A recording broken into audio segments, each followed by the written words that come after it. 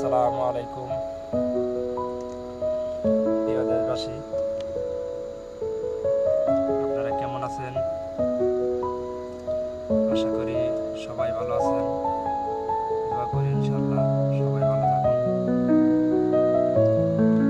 কি আর কম, আসলে ইসলাম শান্তির ধর্ম। আমরা আসলে মুসলমান জাতীয় বাঙালি।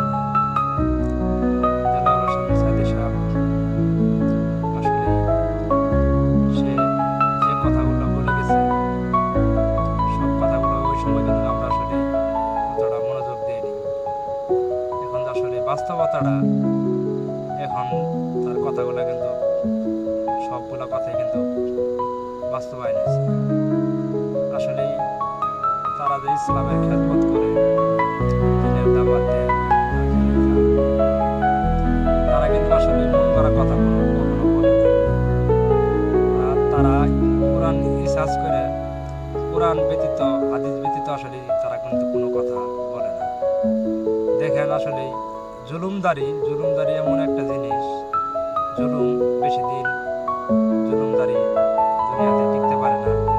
তার প্রমাণ যুগে যুগে আসছে।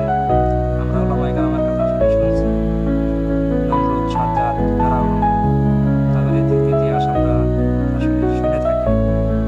আর তারা কোরআন রিসার্চ করে আসলে ওলামায়ে কেরাম কথাগুলো বলে।